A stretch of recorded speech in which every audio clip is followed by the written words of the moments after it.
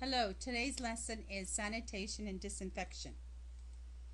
Our outline today is bacteria, types of bacteria, pathogenic classifications, bacterial growth and reproduction, blood-borne pathogens, infection, parasites, decontamination, principles of prevention and blood spills disinfection, as well as your personal responsibility.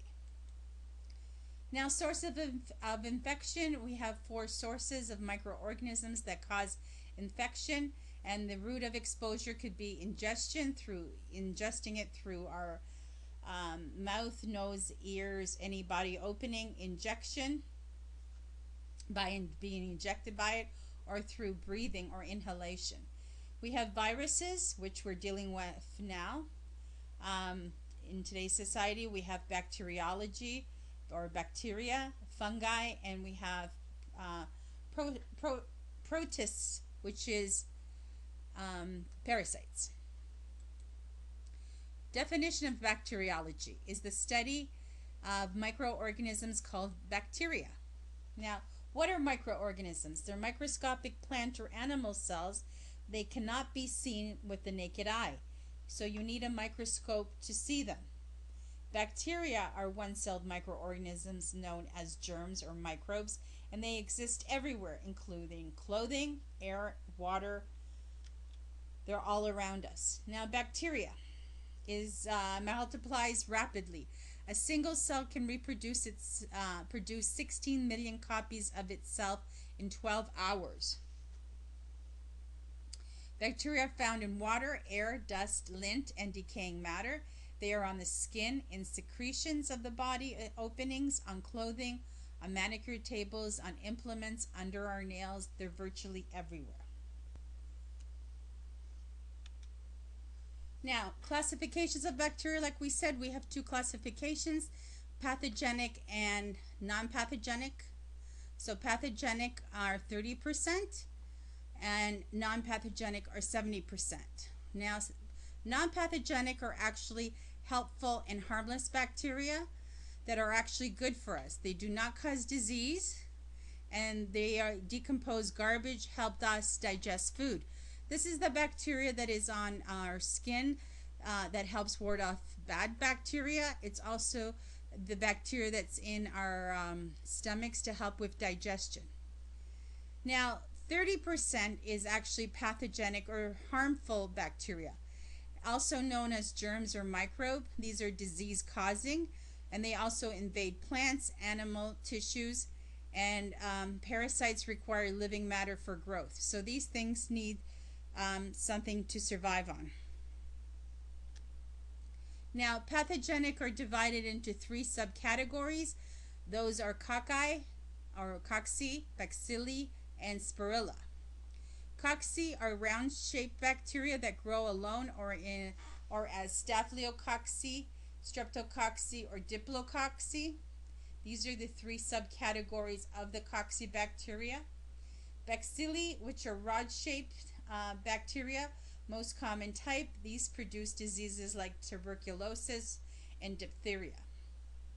And then we have spirilla, which is spiral-shaped bacteria. These cause syphilis and Lyme disease. Lyme disease is caused by the ticks. Now, bacteriology is infection. Occurs when the body's tissues are invaded by pathogenic bacteria. And what is pus? Pus is created by tissue inflammation and contains white blood cells, bacteria, and dead cells. And this is a sign of infection. So when you see pus, you know it is an infection. Now, bacterial growth and reproduction. We have 2 stages, active growth, and when it's reproducing, this is where it's going through the process of mitosis and replicating itself. Inactive spore forming. This is when bacteria is inactive and creates a hard shell covering, waxy covering to keep it dormant, inactive indefinitely. And it can survive indefinitely, like we said, and not harmed by disinfectants, heat, or cold. So when it's in the spore forming stage, bacteria cannot be killed other than with a sterilization. disinfection cannot kill it. Can become active in the right conditions. So you can pick up inactive bacterial spores, rub your eye with the bacteria, or lick your fingers, and it can be active again. Now, viruses are microorganisms smaller than bacteria. They invade plant and animal, and even bacteria itself. They need a host to survive and cannot be killed by antibiotics. Now, one thing is, the good thing about bacteria is most bacteria that we know of, we can actually kill it with antibiotics. Viruses cannot be killed by antibiotics. Now, they have to, with viruses, we need inoculation or vaccines. Examples of this would be common cold, influenza, herpes, and now COVID-19. Now, bacteriology, we have, like I said, parasites, which are protozoa or single-celled parasites with the ability to move. And there's two types. Plant, which is fungi, common type of yeast, mold, and mildew. So that's one. And the second one is animal, which is head lice, scabies, ticks. All that is animal. And again, 4 sources of infection, like we said: bacteria, viruses, parasites, and fungi. Bacteria thriving conditions include dark, damp, dirty, or unsanitary places. And bacteria enters the body through the mouth, nose, eyes, ears, breaking your skin, and of course, unprotected sex. Now, methods of decontamination to help kill or control bacterial and viral spread include sterilization, which kills everything. It's the highest level and kills bacterial spores. The endospores or the inactive bacteria. Disinfectants are intermediate level, kills most pathogens except the spores or endospores. And sanitation is the lowest level of decontamination, which kills some pathogens, which includes just basic cleaning. Now, a method approved by the Toronto Public Health is 70% alcohol, no less, and no more than 85%. If it's less, it's diluted with too much water, and there's not going to be enough alcohol there to kill any bacteria and viruses that are active on surfaces. And if it's more than 85%, it's too much alcohol and doesn't stay wet enough or active enough on the surface in order to kill it. Now, we can also use bleach mixed in the ratio based on the level of disinfection, which we're going to show you on a chart further down. And any hospital grade disinfectant, or of course an autoclave would be a perfect way to sterilize. Now, basic cleaning procedures is spray the area first with disinfectant or cleaning solution, and then wipe to clean. And then basically you spray a second time with the disinfectant and let it evaporate. So you spray, you clean, you wipe, and then you spray with your disinfectant and walk away, let it evaporate. Now, fact sheet: blood and bodily fluid exposure in personal service setting, response procedure. This is all based on Toronto Public Health. Blood and bodily fluids may contain pathogens such as hepatitis B virus, which is HBV, or the HCV, hepatitis C, or human immunodeficiency virus, which is HIV.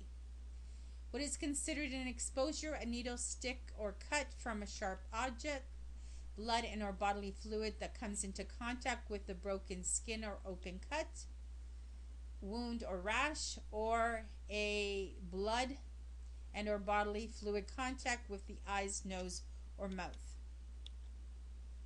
What to do if there's an exposure: you're supposed to wear gloves, single use, prior to handling or dressing the client's wound. Wash the exposed surface with water and soap. If the area is bleeding, allow it to bleed, because you want all the any bacteria from escaping rather than trapping it. Bleed freely after cleansing the wound and apply skin antiseptic and cover with clean dressing or bandage. If there has been a splash into mucous membranes, so in your eyes, nose, or mouth, flush the area thoroughly with water. The person exposed must immediately contact a physician because you want to make sure that they don't get contaminated with anything. Now, document all incidents and keep records on site for 1 year and on file for 5 years. So when an exposure happens, you are to take the information of the client, their name, their address, their phone number, and you're also supposed to date it, put your name, full name, your full credentials, and you have to describe what happened and what procedures you took. That way it stays in the salon, so if there's ever an outbreak or a problem, they can come and trace back to see what you did. What information needs to be documented when there has been exposure? Like we said, full name, first and last, mailing address and phone number of the person exposed, full name of the personal support worker, first and last involved in the incident, which is you. Date of injury and exposure, so when did it happen and what is the exposure? Detail of the exposure, including where on the body the injury exposure occurred and how the injury exposure occurred. So you have to be in details here so you document it correctly to protect yourself. And then what actions did you take to remedy what you did? Now, routine practices replace universal precautions, whereas universal precautions focus on the prevention of blood-borne diseases. Outline practices are based on the assumption that all blood, bodily fluids except sweat and tears, secretions, excretions, non-intact skin, undiagnosed rashes, and areas such as your eyes, nose, mouth may be potentially infectious even if a person shows no symptom or illness. So basically, even though a person might look healthy and have no symptoms of any illness, does not mean they're carrying something that could be contagious. So it's our responsibility to clean. With all clients enduring all service delivery, keep your hands clean. Hand hygiene should be done using alcohol-based sanitizers between 60 and 90% alcohol, or with soap and running water if hands are visibly soiled. The best thing, ladies, first of all, is like hand washing, as we are told in recent days, right? Hands should be washed before and after each client, as well as before and after removing the gloves. Wear gloves. Gloves must be worn for all invasive procedures. Now, we're not going to wear gloves if we're going to do somebody's massage, but if we're doing facial extractions and we're going to be, doing pimples or pustules and breaking them, then of course we will. Gloves should be changed between procedures with the same client and between clients, and single-use disposable gloves should not be reused or washed. They go into the trash. Gloves are not a substitute for hand hygiene, so don't think that you don't have to wash your hands because you're going to be wearing gloves, because getting on the gloves, you can contaminate them. Clean, non-sterile gloves should be worn for contact with blood, bodily fluids, secretions, and excretions, eyes, nose, mouth, or non-intact skin or contaminated items. So always wear clean gloves. Clean, non-sterile gloves should also be worn when the skin on the hands of the PSW or personal support worker is not intact. So if you have any cuts, burns, lesions on your hand that you want to protect yourself, you will wear a glove. Use protective equipment. Protective equipment such as a face protection and gown should be worn if services are being provided is likely to generate splashes or sprays of blood, bodily fluids, excretions, secretions into the eyes, nose, or mouth of the personal support worker or onto the clothing. I mean, we're not going to be doing any surgery, so it's not that crazy. It's more, if you're using more invasive procedures. Take care of equipment, sharps, and environment. All equipment that is being used by more than one client must be cleaned and disinfected or sterilized as approved between clients. And all sharps that are intended to penetrate the skin must be sterile, single-use, disposable items. And an approved sharps container must be used and discarded in an appropriate manner. So anything that you're using a blade, needles, anything that is piercing the skin has to go into the sharps box, does not go into the trash. Avoid recapping, breaking, bending, or manipulating sharp needles, razors, or blades in any way. Just throw them directly into the sharps box. General infection control guidelines for all personal service settings. Personal service workers, keep your hands clean between clients. Use alcohol-based sanitizers containing 60 to 90% alcohol, or use liquid soap and warm water if hands are visibly soiled. Drinking, eating, smoking is not permitted while you work. And before performing a procedure on a client, ensure the body surface you will be working on is free from cuts, wounds, or rashes. And it's always a good idea, no matter what service you're doing, is to cleanse the skin before you start, if you can, depending on the service. Double dipping of any creams, lotion, or wax is not permitted. Use a single-use applicator to dispense. So if we're waxing somebody, which, in this module we're not, but if we were, we will not double dip. So when you dip the stick once in the product, you put it on the client, goes in the garbage. Same thing with creams. If we are using disposable spatulas, then once you dip it in, you don't double dip. And if you have extra product, you do not put it back into the container once it's come out. Immunization with hepatitis B vaccine is strongly recommended for all personal support workers. That's just something that is recommended. And gloves should be appropriate for the task being completed, medical or utility. Obviously, we're not doing surgery here, right? Now, general work area must be well lit, clean, and maintained, of course, in good repair. Work surfaces must have a smooth, non-absorbent finish, because if it's absorbent, then what's happening is it's collecting and breeding more bacteria. Because the surface would be porous, it would be hard to disinfect a surface.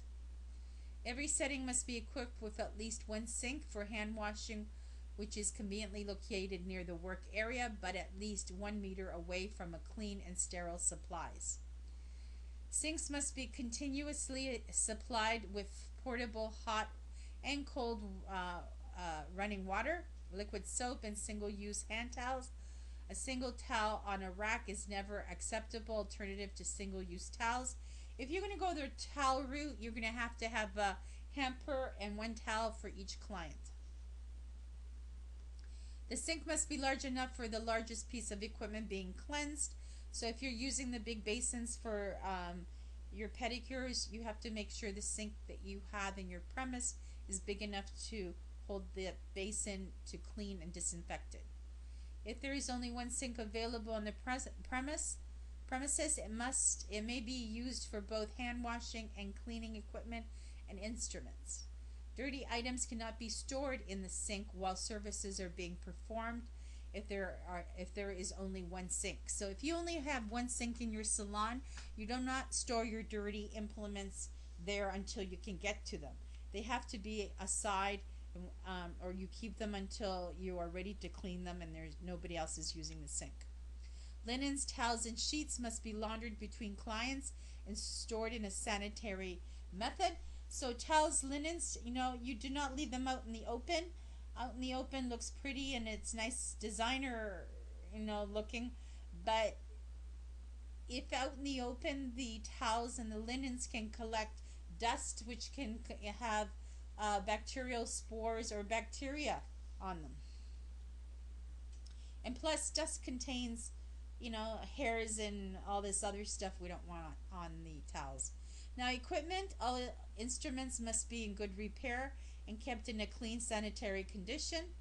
All instruments that cannot be thoroughly cleansed and disinfected are single-use and disposable, and all reusable instruments are to be cleaned and then either disinfected or sterilized after each use according to the disinfectant chart.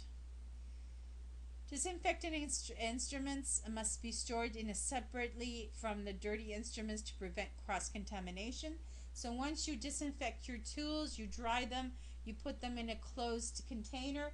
That could be your, for your instruments, it could be a little plastic box that seals. You don't want to be leaving them in the open. Just like tweezers should not be stored in your pocket, because your pocket is dirty. There's lint, there's hair, there's dead cells. So everything should be in, anything that's sanitized should be in a closed container ready for you to use. All sharps that are intended to penetrate the skin or any area of the body must be sterile, single use, and disposable. And you should always open them in front of the client. Disregard all sharps such as needles and razor blades into an improved puncture-resistant sharps container for proper disposal, not municipal garbage. So your biohazard or your sharps box does not go in the trash once it's full. It has to go to the city. You have to find out in the area where you live in, where do you take biohazard material. There's a depot, so you figure out where the depot is and you go drop it off there.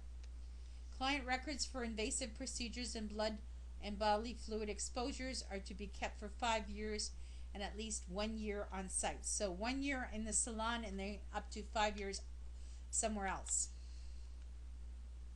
Blood-borne diseases. Blood-borne diseases such as hepatitis B and C and human immunodeficiency virus, which is HIV, are transmitted from person to person through the infected blood and bodily fluids such as semen, vaginal secretions, and in some cases saliva. Hepatitis B virus can live in or on metal, cotton, or glass for 1 to 2 weeks. You do not have to see blood or bodily fluids on instruments for an infection to be transmitted. Always clean and disinfect or sterilize instruments and equipment between clients to reduce the possibility of transmitting blood-borne diseases. Sometimes a person with blood-borne disease may not show symptoms right away or not at all, but they can still spread the disease to others. Some people may or may not even know they are infected with blood-borne diseases, therefore assume all clients are potentially infected with blood-borne diseases and follow routine practices, which is on the fact sheet. Always wear gloves during invasive procedures and wash your hands after removing the gloves once the procedure has completed. Only use sterile and single-use needles and blades and discard used needles and blades into a labeled sharps container. There are no vaccines that protect us against hepatitis C and HIV. There is no vaccine available that protects us against hepatitis B. Immunization with Hep B vaccine is strongly recommended for all personal support workers. Mechanical sterilization. Approved types of mechanical sterilization include steam autoclaves that use heat and steam under pressure, dry heat sterilizers that use dry heat without steam to sterilize, and chemical autoclaves that use heat and a chemical solution under pressure to sterilize. Mechanical sterilization need to be monitored to ensure that they are working properly. 3 types of monitoring are required, which is biological monitoring, where spore strips must be packaged in the same manner as equipment prior to sterilization. Spore testing must be conducted twice a month using heat-resistant bacterial spores. And the spore test must be sent to a laboratory for testing. For more information about laboratories, speak to your public health representative. And these are the bacteria that they are putting inside. The Geobacillus stereothermophilus bacteriums are used to test steam autoclaves, and Bacillus astrophius bacteria are used to test dry heat sterilizers. Any of the 2 bacterial spores can be used to test chemical autoclaves. A negative spore test results means that the sterilizer is working properly. A positive test results mean that the sterilizer is not working properly. If spores are not killed, the test is positive, then the sterilizer should not be used until 3 consecutive results are negative. Chemical monitoring. Indicators must be specific to the type of sterilizer that's being used. And indicate tape or label must be used on every load. So you must indicate the load that you put it in. And physical monitoring. Record log must be maintained on site for each load, including recording of the date, duration, amount of equipment, temperature, pressure after every load, and who is responsible for the load. Manufacturer's instruments must be kept on site and readily available. And monitoring records and sport test results must be on site for a minimum of 1 year and on file for a minimum of 5 years. All positive results must be reported to Toronto Public Health. And if you don't report it, the lab that you send your spores to will notify them. Now, sterilization is a process that involves killing all forms of life, including blood-borne viruses such as hepatitis B, C, and HIV. Instruments that pierce or penetrate the skin or hold sterile items must be sterile, and these items are called critical items. Critical items must be sterilized because they pose the highest risk of spreading blood-borne diseases, and instruments must be cleaned before they are sterilized. The use of prepackaged sterile single-use disposable items is recommended. For items purchased as prepackaged and sterile, the operator must maintain a record of where, when, and who the materials were purchased from for tracking purposes, and use only packaging material that are specifically designed and manufactured for the sterilizer being used. Sterile packages no longer sealed and good condition must be re-sterilized. And here is the approved methods of sterilization. Like we said, steam autoclave, dry heat sterilizer, and chemical autoclave. Methods not approved: glass bead sterilizer, ultraviolet light or UV sterilizer. Those are the cabinets that say sterilizing, and they look like little toaster ovens. Ultrasonic cleaners are not approved, as well as pressure cookers or cooking ovens, and not microwave or boiling water. Here's a chart that has been made from the city to show us the levels of disinfection. So even if you had bleach, you would pass inspection if you followed the recommended mixtures of the bleach. So if we want high level disinfection, we would take 2 teaspoons of bleach with 2 cups of water and soak our tools for a minimum of contact time of 20 minutes. If we want intermediate, so if there was no blood, then we would do the same dilution, only we would use it for 10 minutes. And for general cleansing, it would be 1 teaspoon of bleach to 10 cups of water. Now, the solution must be freshly made to preserve its strength. So if you're using bleach, you have to mix bleach every day, fresh solution every day.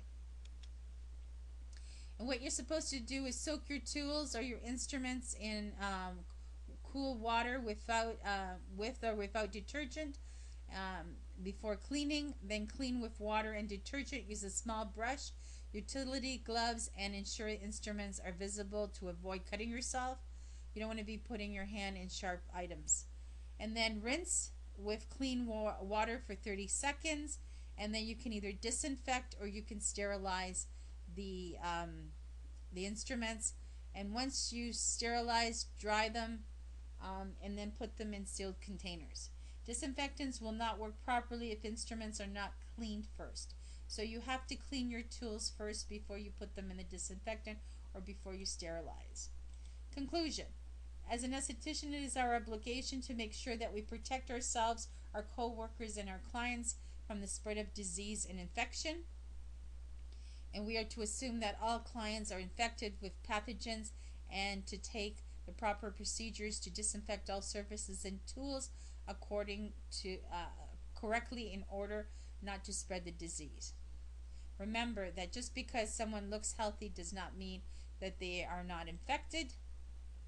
Thank you.